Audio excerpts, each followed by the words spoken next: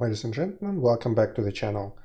In today's episode, we are continuing our series on salvaging 18650 lithium cells. And today, well, that's a Geek Special part 2, I guess. We'll take a closer look at the charging profiles of individual cells, what's good, what's bad, how bad things can go, and how to find out if you're dealing with the batteries or cells that you need to throw out. So let's get started. Let's take a closer look at how the charging looked like on the charts. So my charger actually can generate the charging profiles, and we can look at some of the things that might be interesting here. Okay, so just to explain what we're looking here, and apologies for the relatively crappy text in here, that's the way it does save it as in BMP format, and yeah, that doesn't look great there. But anyway, so the important part here, like we have 4 lines on each of the slots, one of these cells. So the first one, probably more important, the voltage. So the voltage is the blue line, and the blue numbers on the left, that's the voltage, and you can see how it changes. Then the second, most important one, I guess, the amperage. So amperage is in green, that's the profile here, and these are the numbers here in green. That's with respect to amperage. And then we have also red for temperature. And then again, you see the scale here. And the, well, orange, I guess, that's for the accumulated capacity, whatever in charge and discharge. And again, you can see the scale here in milliamp hours. All right, so that's just to understand what we are looking at here. So what are we looking in here? So that is actually a pretty short snapshot of actually pre-charge cycle, what I mentioned. So if the battery of the cell is too low, and by too low voltage wise, meaning below 3 volts, the charger goes into a pre-charge cycle, trying to actually boost it to the 3 volt threshold. And that's what we see here. All 3 cells here start way below 3 volts. So this one starts with like 1.8 something. This one is a little bit better at 2.7, but still all below 3. And this is what happens. So in this pre-charge cycle, the charger starts low pre-charge, and actually, again, like you can see here, but basically this line is 0.15 amps or 150 milliamps. So very slow, very steady, trying to pump some energy into the cell and raise the voltage. And that's exactly what is happening. As you can see, it's slow and steady at 0.15 amps. And the voltage very quickly jumps a little bit. And then it starts, well, it starts to pumping up the capacity. It goes all the way until it hits 3 volts. It did it at different times. But in all cases, it did hit 3 volts very quickly. As you can see, the scale here is in minutes. So this one, it only took about 1 minute to reach the 3 volts. This one took, again, 2 and a little bit, 2.5. This one took about 1.5 minutes to reach the 3 volts. And at 3 volts, the charger switches into the regular cycle, which in my case was charging at 0.5 amps or 500 milliamps. And that's exactly what happened. As soon as we hit 3 volts, the amperage jumped all the way here, which is 0.5, which is I specified, the same here. And it just continued the constant amperage cycle.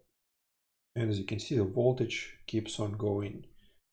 And that's a part of the regular cycle, which we'll see in the next chart. The reason I wanted to show this one, because it's so short. Usually the pre-charge, again, we're talking about like a minute or two.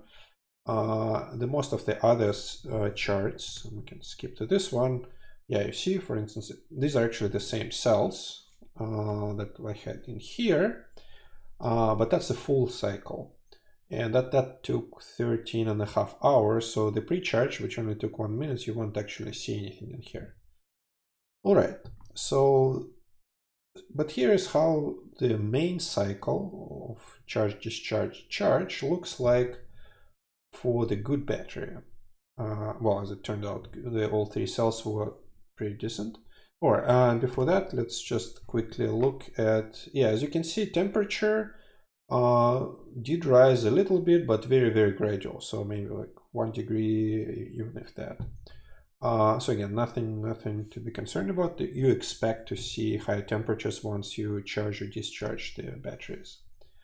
Okay, so here's the main cycle. And again, we have 3 parts here, what I mentioned: charge, discharge, and charge again.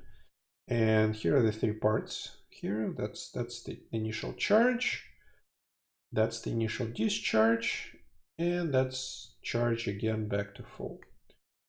So again, what do you see on the cell that is actually normal, good, basically the stuff what you want to see?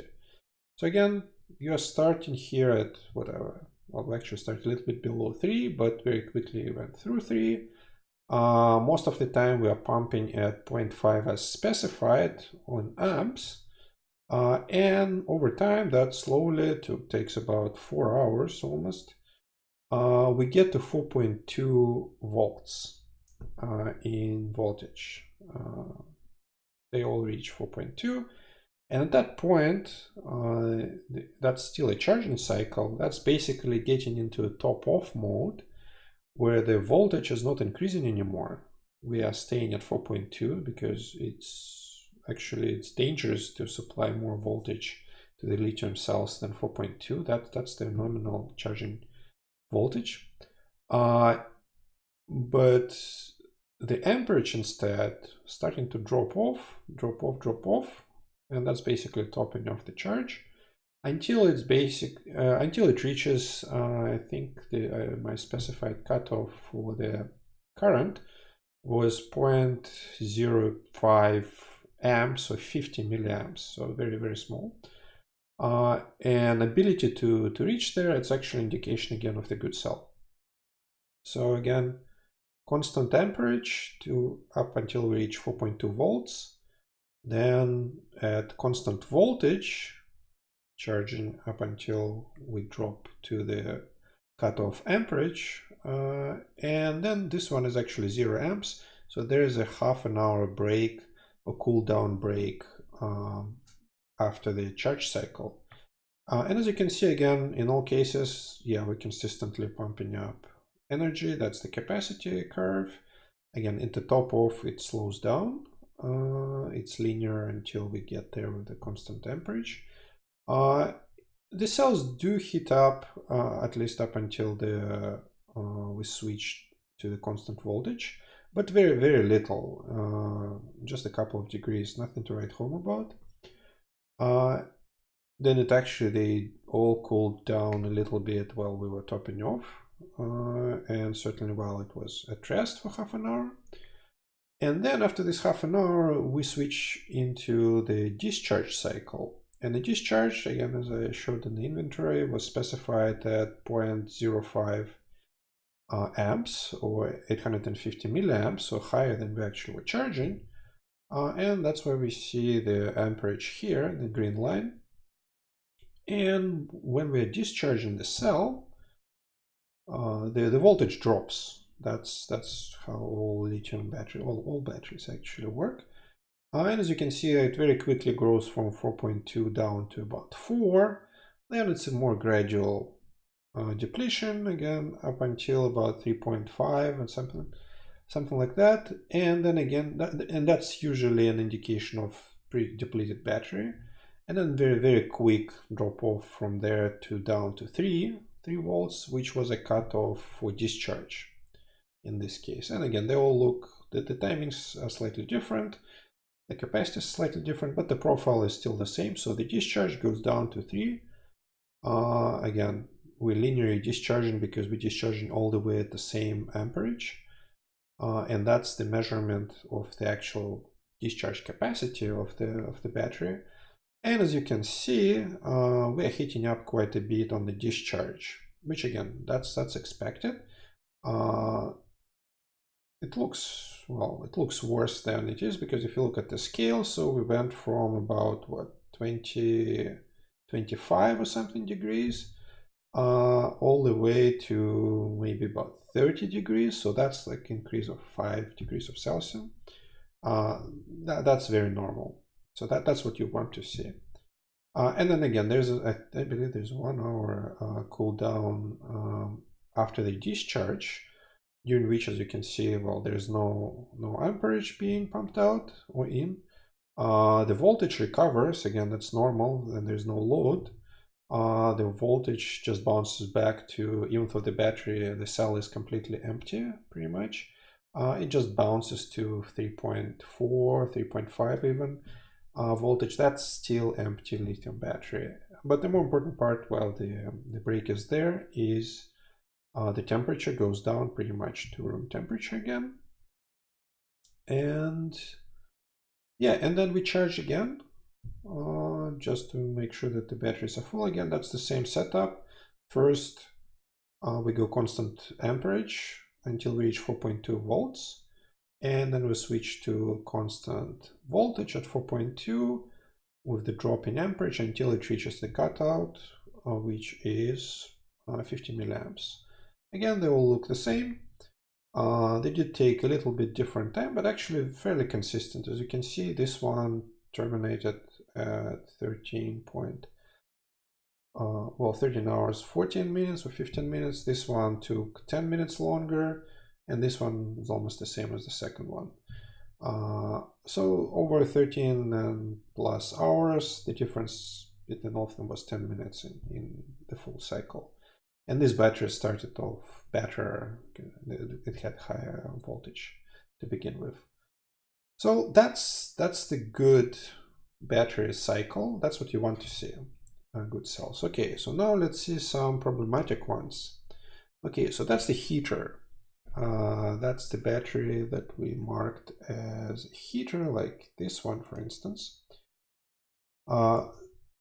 It's fairly simple. So here again, we started with a regular cycle. We ramped it up to 0.5 amps. The voltage quickly jumped up to almost like 415, something like that. But then, even though we were pumping still 500 milliamps all this time for like 2+ hours, it never reached 4.2 volts. That's supposed to be a cutoff voltage for this mode. Instead, we actually started to climb in temperature quite rapidly. I mean, for an hour it was kind of neither here nor there, so that's probably more of the regular cycle you would expect to see. But after that, look at that. So from 27, 28, where it was here, which is kind of normal for this charge cycle, it started to climb, and ultimately, you can see it on this ones. It wasn't a full chart, but basically it can reach our temperature cutoff, which was 45, without hitting 4.2 volts, for instance.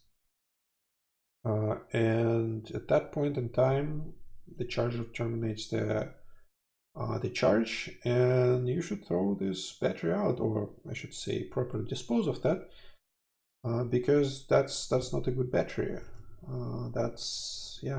You can see here we reached 45. That's a heater, that's a bad battery, that's the end of that.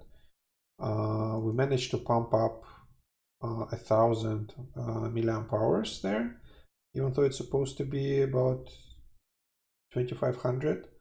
But there's nothing else you can do with that. It does not even complete the regular cycle. This one, the same. All right, so that's one of the things what you don't want to see. And by the way, obviously you don't need to have fancy charts on your charger. If you just monitor what the actual charger does report to you, you can see that, for instance, it's been 2 hours plus, and we still haven't reached 4.2 volts, for instance, and the temperatures are climbing, well, that's a heater. You don't want this battery. You don't want to continue actually trying to charge it, because that's not going to end up well. Okay, so here is similar setup, but slightly different. Again, the even initial charge did not terminate normally, but not for the temperature reason. So you see, again, similar setup, we immediately bumped up to the proper 500 milliamp charge, but we didn't quite get the 4.2 volts, even though we came close here, but we didn't reach it. Again, temperature did rise, so it was almost a heater, but it actually leveled off at, well, something like 42, 43 degrees, which is just below our thermal cutoff. So again, if we would have set it up at 40, for instance, that would be terminating somewhere around here on temperature. But there's another safety mechanism here, because you see here, we went for 5.5 hours pumping up the energy in there, and it really didn't go anywhere voltage-wise. We never even got close, well, reached 4.2 volts. Never mind the top off mode, and that's basically the same thing, except that it's not heating as much. But the safety mechanism here is you can specify maximum charge in terms of the maximum capacity that it's being pumped in. And for instance, if we know that this battery, let's see, what was this one?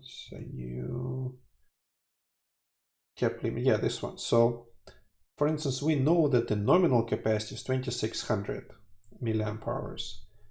So now you can specify, well, you can specify directly this one. You can add a little bit more because again, the charging process is not exactly lossless. But for instance, you know, if let's say we reached, what did we reach here? Yeah, 2800, I think that's probably was close to that. We pumped up 2800 milliamp hours into the battery that was supposed to have only 2600 nominal capacity. So clearly things are not working well.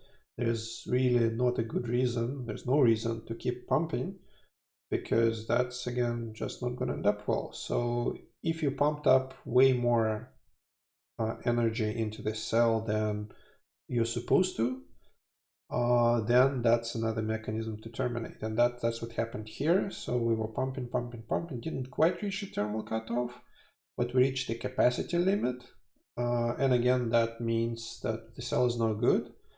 And as you can tell here, even though you see we reached 4.17, which sounds like we were almost there, but no. The measurements for both internal resistance are through the roof. We only measured the discharge capacity of like 9% of the nominal. So basically whatever we were pumping, we were just dispersing as heat. It didn't go anywhere, so that's a bad battery.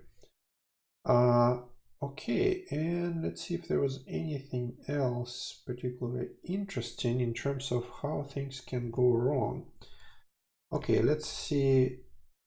Okay, so there's one battery here that I wouldn't get even any charge because there was literally internal short. So if I measure the resistance, normally it kind of fails, well, these batteries fail the other way. The internal resistance increases by quite a bit, and that also means they have high self-discharge, they heat up, things like that. Not necessarily internal high self-discharge, but this one was just completely shorted, and that can happen. So I measured the resistance with internals and it was exactly 0. So these are dangerous because if you try to pump up any actual amperage in there, that's a direct short.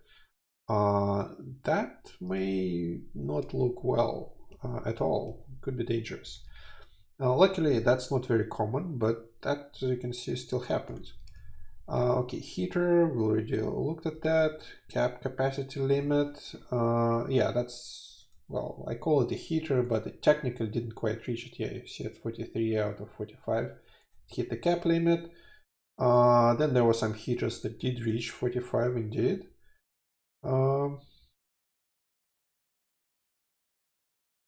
Yeah, some of them were completely dead. So again, that actually measured infinite resistance, and no attempts to, you know, resuscitate led to anything. So again, completely broken battery. But most of them are not like that. Most of them, you can do something out of them. Okay, let's see if we can find any of the Sony batteries that were actually pretty bad. Okay, let's see. Yes, Sony batteries. All right, yeah, these ones were really weird ones. So again, like you see, like it started regular as a regular charge at again 500 milliamps. We jumped very quickly, reached 4.2. Again, that's another indication that actually if it reaches 4.2 too quickly, that usually means the battery is no good because there's no capacity left. You need to pop on some energy before you reach that. But this one, it jumped again very quickly to 4.2. Jumped quite a bit in temperature, but then it kind of like, then we switched to the top off charge. So we were charging at 4.2, temperature was reduced, the temperatures were going down. So it looked almost like a regular cycle, except again, like the bulk of the charge should be happening here, and that was only 40 minutes. And then we spent like almost 5 hours, 4+ hours topping off, which apparently didn't do much. And after the break, then we tried to discharge. The discharge, well, basically it turns out we had literally no capacity there. And as you can see here, then we try to discharge. We literally get 3, 4. That's not a mistake. That's what was measured. Well, 23 in the best case milliamp hours on the discharge capacity. So the battery, even though it looked like it was charging properly, I mean, at least structurally, had absolutely zero capacity. Again, that's literally zero. Again, that's not that common. In most cases, you will have more like that scenario than, yeah, you kind of can charge it, but like on the discharge capacity, you're only getting like 40, 50, maybe 60%. So that's the kind of like the boundary cases, I guess, where you may use them for something, but I wouldn't recommend it. They're definitely way on the way out. But what you want to see is again discharge capacity. Yeah, so these ones are kind of like the more like they're good according to all the, you know, charged well, did hold the charge, but the capacity is only 70-ish something of the nominal. It's not terrible, and it's working cells, and it turned out to be actually fine on the subsequent analysis. But yeah, okay, let's see. So yeah, that also can happen. So everything may look fine, but there's absolutely no capacity, or very small real capacity. Let's see. No, I think that's kind of it. So as I said, there were a number of right. So like on the second one, so the ones what were poor to begin with, here sometimes show the high self discharge as well. So the discharging also faster than normal, but that's not always the case. As you can see, for instance, these batteries that are not exactly amazing capacity-wise, so it went down to 70%, for instance, or lower, they did hold the voltage quite just fine for 14, for 15, for 16. That's pretty much as good as it gets for cells that are not exactly new. Yeah, I mean, some of them were just like fine, like for 18. That's pretty much as good as it gets. Like you won't get any higher than that. And yeah, so like here on the left again, I didn't do the count. I mean, maybe I should count. But initial inspection, like, yeah, basically green ones are good, or at least okay-ish. Red ones are completely bad, or at least the ones that I definitely getting rid of. Orange ones are kind of like, yeah, you see. So this one is, for instance, like 56% of the capacity, kinda high self-discharge, but I mean, it's working, I guess. So I can use it in some cases, but yeah, generally speaking, not. Yeah, some of them were just bad, but a lot of them actually pretty decent. So overall, yeah, I actually literally had here slightly more than 100 cells, a little bit more, and out of these, I'd say 1, 2, 3, 4, 5, 6, 7, 8.